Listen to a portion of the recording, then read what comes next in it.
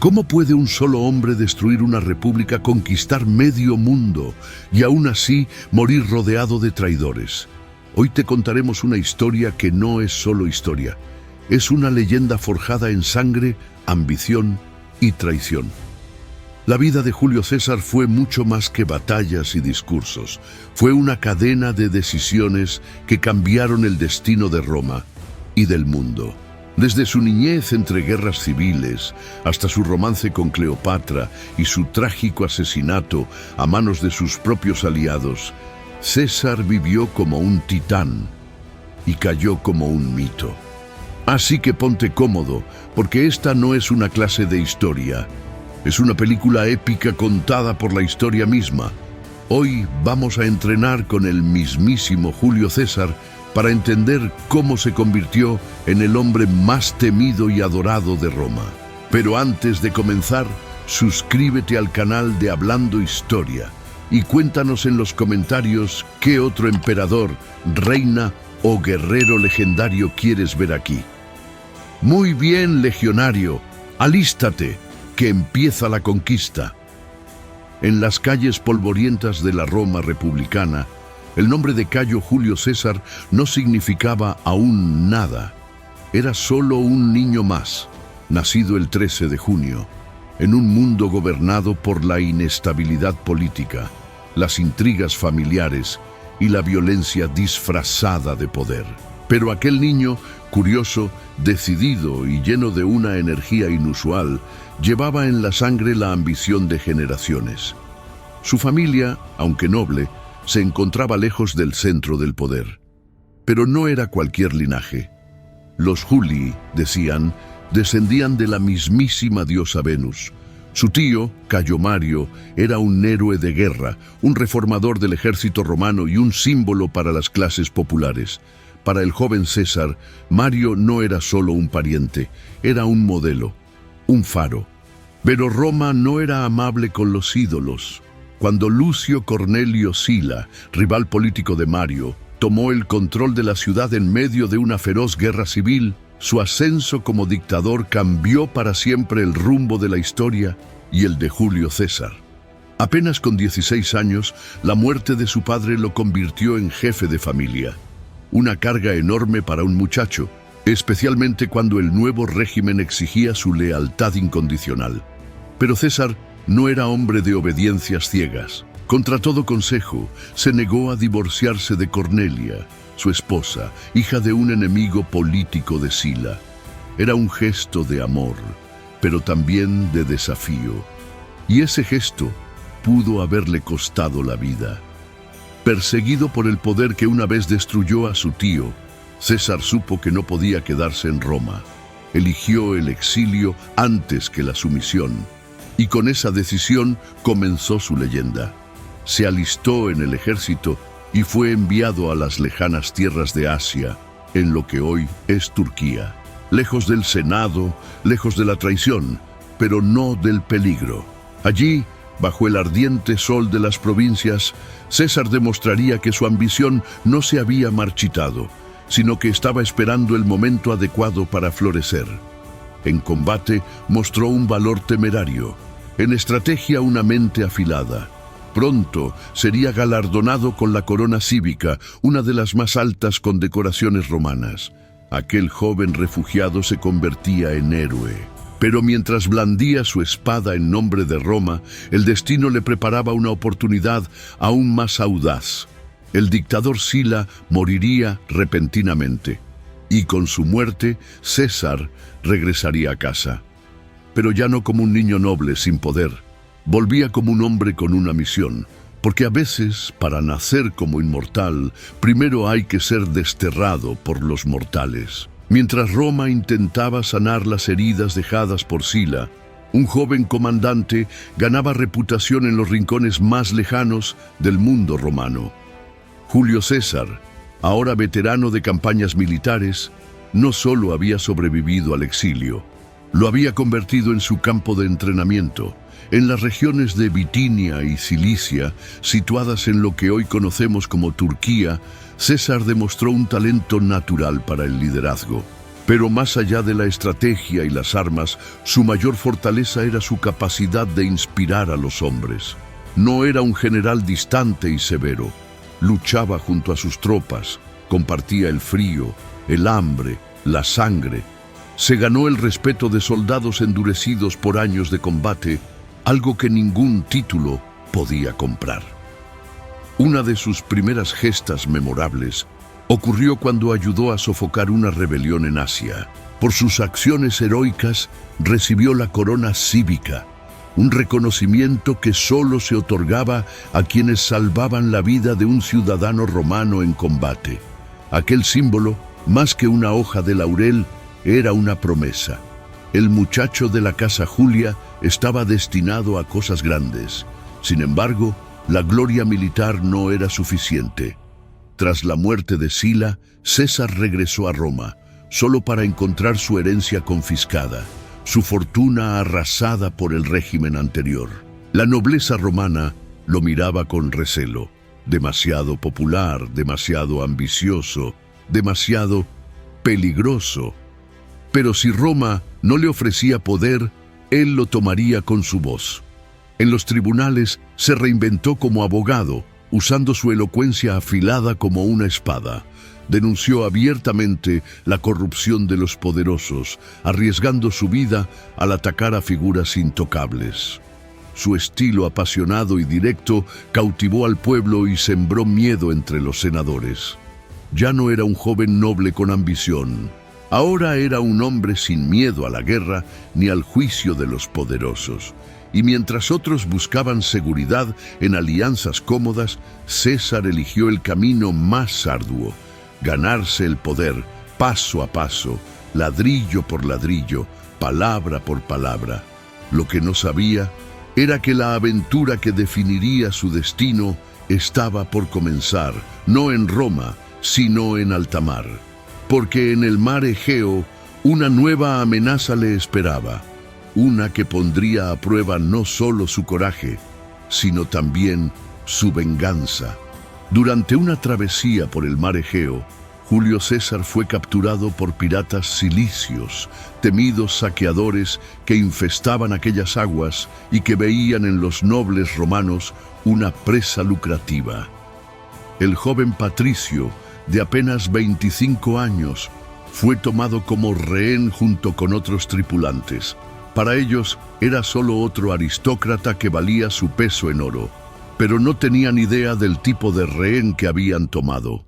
Cuando los piratas le exigieron 20 talentos de oro como rescate, César, indignado, se rió en su cara. Les dijo que valía al menos 50. No lo hizo por arrogancia, sino por estrategia. Quería ganar tiempo, mantener el control de la situación desde dentro y, sobre todo, hacerles bajar la guardia. Durante casi 40 días vivió entre sus captores. Y lo increíble es que no se comportó como un prisionero, sino como un comandante. Ordenaba silencio cuando quería dormir, recitaba discursos, componía poemas y, con una serenidad escalofriante, prometía a los piratas que los crucificaría a todos una vez liberado. Ellos reían, pensando que era una broma de mal gusto. Pero César no bromeaba. Al pagar el rescate, lo primero que hizo fue armar una flota improvisada, rastrear la ubicación del campamento pirata y capturarlos uno a uno. Los llevó ante la justicia romana, pero cuando las autoridades se negaron a castigarlos como correspondía, César ejecutó la sentencia él mismo. Los crucificó, cumpliendo su palabra con fría determinación. A algunos, en un gesto de clemencia, les cortó el sufrimiento degollándolos primero. Este episodio marcaría el tono de su futuro: carisma, inteligencia, audacia y una voluntad de acero. Tras esta hazaña, su nombre empezó a resonar en Roma con una mezcla de admiración y temor. No era solo un soldado valiente o un abogado apasionado, era un hombre con un código propio que no temía a los piratas ni al sistema. Con el tiempo su carrera política despegó. Se convirtió en cuestor, luego en edil y más tarde en pontífice máximo, el cargo religioso más alto de Roma. Pero el joven César no se conformaba con títulos. Su mirada estaba puesta en el verdadero poder, el que movía ejércitos, el que escribía leyes, el que decidía la historia. Y pronto encontraría a los aliados perfectos para esa ambición, porque en los rincones del Senado 3 hombres se preparaban para dividir Roma entre ellos, y Julio César sería uno de ellos. La política romana, tan refinada como venenosa, se encontraba en plena ebullición.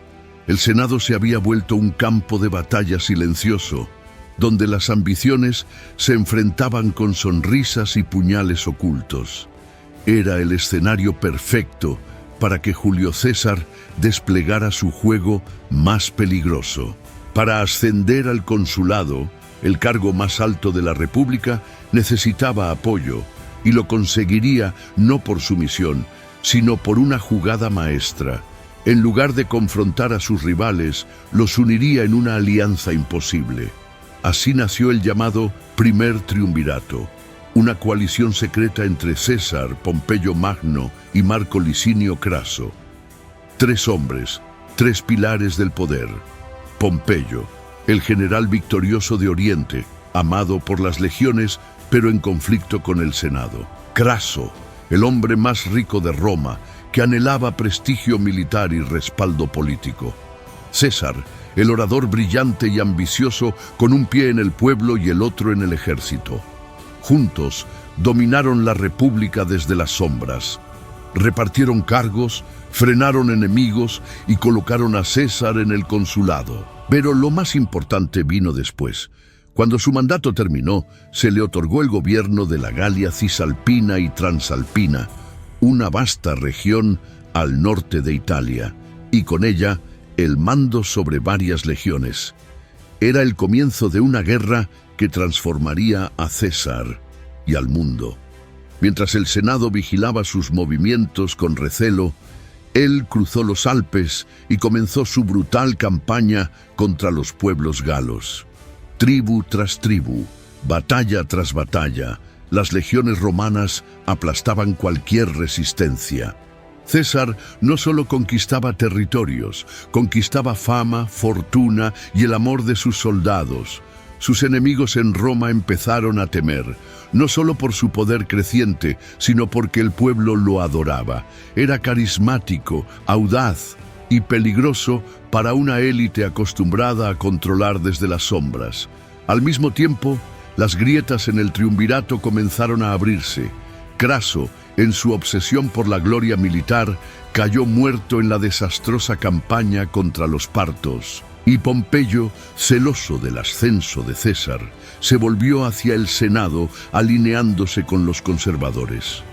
La alianza había muerto, y la República se preparaba para una tormenta, porque César, aún en las lejanas tierras del norte, ya sabía lo que vendría.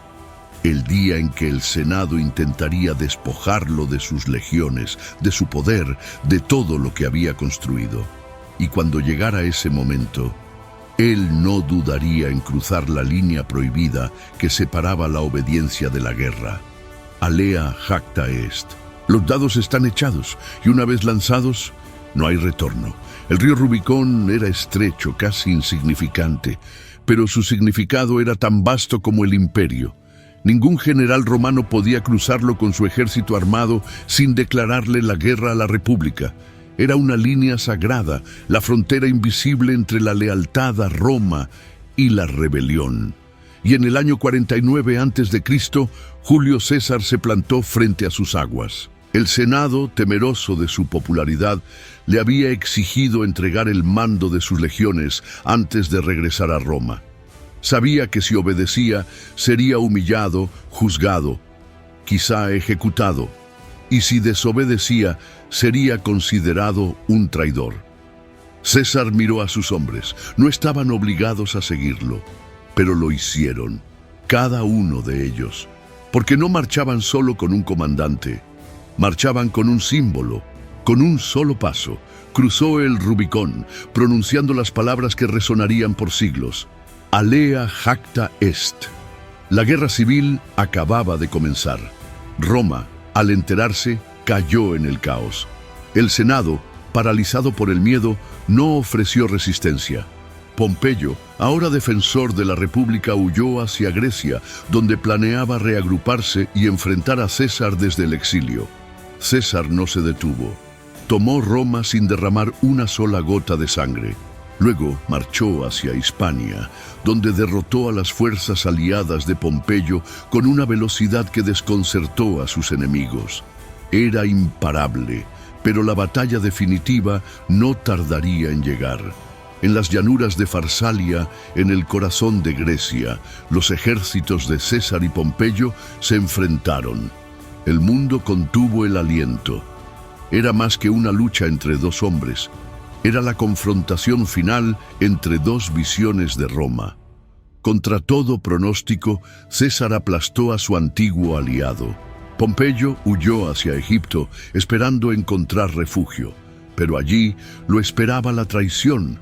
Fue asesinado por orden del joven faraón, que deseaba ganarse el favor del nuevo amo del mundo. Cuando César llegó a Egipto y vio la cabeza de Pompeyo presentada como un trofeo, no celebró, lloró, porque incluso entre rivales había respeto. Pero no podía detenerse. El destino lo empujaba hacia adelante.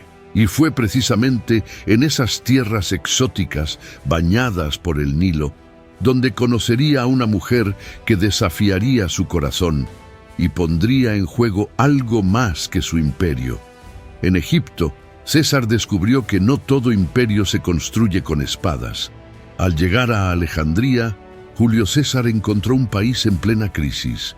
Egipto, una joya del Mediterráneo, se debatía entre el caos interno y la presión externa. El joven faraón Ptolomeo XIII había hecho ejecutar a Pompeyo, creyendo que así ganaría el favor de César. Pero lo que no entendía era que aquel acto, lejos de agradarlo, lo indignó. Fue entonces cuando apareció ella, Cleopatra VII, la legítima reina, expulsada del trono por su propio hermano, inteligente, persuasiva, carismática y decidida a recuperarlo. En una escena que la historia jamás olvidaría, Cleopatra se hizo llevar oculta dentro de una alfombra enrollada hasta los aposentos de César. Al desenrollarla, emergió con su magnetismo intacto. No necesitó armas ni títulos, su presencia bastó. Entre los dos nació una alianza y algo más. Lo que comenzó como estrategia se transformó en pasión. César ayudó a Cleopatra a recuperar el poder. Luchó en su nombre durante la guerra alejandrina, derrotando a los enemigos internos del trono egipcio. Y cuando la victoria fue suya, Cleopatra fue restituida como reina, esta vez con un César a su lado. Permaneció en Egipto varios meses. Fascinado no solo por Cleopatra, sino por la cultura, el lujo y el misterio del Nilo. Fue allí donde nació Cesarión, el hijo de ambos. Aunque nunca lo reconocería oficialmente, aquella unión marcó una ruptura simbólica con las tradiciones romanas. Cuando regresó a Roma, lo hizo como un hombre transformado, no solo por el amor, sino por el poder absoluto. Fue recibido con celebraciones sin precedentes, 4 triunfos militares, banquetes públicos, estatuas y una concentración de autoridad nunca antes vista en la República. El Senado, presionado por su popularidad, le concedió títulos y honores extraordinarios: dictador vitalicio, padre de la patria, pontífice máximo. Pero cada concesión era un paso más hacia la tiranía. Y aunque muchos lo adoraban, otros comenzaban a verlo como un peligro, porque los romanos no toleraban reyes y César, con su nueva amante extranjera y su comportamiento cada vez más monárquico, empezaba a parecerse demasiado a uno. Aún así, seguía acumulando poder, ignorando las advertencias, despreciando las señales. No sabía, o quizás no quería saber, que el cuchillo más afilado rara vez está en manos del enemigo, sino en la de los amigos. Y pronto, los murmullos de traición se convertirían en dagas reales. Roma parecía arrodillarse ante Julio César, pero bajo sus columnas de mármol se gestaba una conspiración silenciosa. Mientras el pueblo lo aclamaba como héroe y el Senado lo llenaba de honores, un grupo de senadores conspiraba en las sombras, temerosos de que su ambición extinguiera la República para siempre. Algunos de ellos eran antiguos aliados, otros jóvenes idealistas, y entre todos, Bruto, a quien César consideraba casi como un hijo. Para los conjurados no era una traición personal, era un acto de salvación política. Para César sería el golpe más profundo que jamás recibiría. El 15 de marzo del año 44 a.C., los idus de marzo, César ignoró múltiples advertencias. Soñó con su propia muerte, recibió profecías de augures, incluso su esposa Calpurnia le rogó que no saliera ese día. Pero él, confiado y desafiante, fue al Senado, como si el destino mismo lo llamara a su final. Ingresó al teatro de Pompeyo, donde el Senado sesionaba temporalmente, y allí, rodeado por los hombres que se decían defensores de la libertad, recibió 23 puñaladas. Algunos lo atacaron de frente, otros desde la espalda. César no resistió, solo observó. Y cuando vio a Bruto entre los asesinos, su mirada cambió. La leyenda cuenta que sus últimas palabras fueron: ¿tú también, Bruto? Aunque tal vez no habló. Tal vez solo el silencio selló su final. El cuerpo de Julio César cayó a los pies de una estatua de Pompeyo, su antiguo rival. Una ironía brutal, un símbolo inmortal. Pero su muerte no trajo la paz que los conspiradores imaginaban. Roma no recuperó su libertad. Al contrario, entró en una nueva y aún más sangrienta guerra civil. El pueblo lloró su pérdida. Marco Antonio pronunció un discurso que incendió las calles, y el heredero adoptivo de César, Octavio, se levantaría para vengar su memoria, y terminaría fundando el Imperio Romano, con él como el primer emperador, Augusto. Julio César había muerto, pero su nombre, su legado y su ambición vivirían por siempre en cada rincón del mundo romano. La vida de Julio César no fue solo la historia de un general invencible o de un político astuto. Fue la epopeya de un hombre que rompió las reglas, desafiando a dioses y hombres, guiado por una visión de poder absoluto y por una convicción inquebrantable de que estaba destinado a la grandeza. Desde las sangrientas batallas en la Galia hasta los salones del Senado, desde las llanuras de Farsalia hasta los palacios de Cleopatra, César trazó un camino de ambición, gloria y tragedia, dejando marcas que ni los siglos pudieron borrar. Su muerte, lejos de enterrar sus sueños, abrió las puertas al nacimiento de un imperio. Roma ya no volvería a ser una república débil, sacudida por intereses mezquinos, sino un coloso imperial que dominaría el mundo por siglos. Y aunque su cuerpo cayó bajo las dagas de sus enemigos, su sombra seguiría reinando sobre Roma, sobre sus sucesores y sobre la historia misma. Porque en el fondo, Julio César no solo quería conquistar tierras, quería conquistar la eternidad. Gracias por haber visto hasta aquí. Si te gustó este video y te apasiona este tipo de contenido, suscríbete al canal para no perderte los próximos videos y descubrir más historias fascinantes. Nos vemos en el próximo video.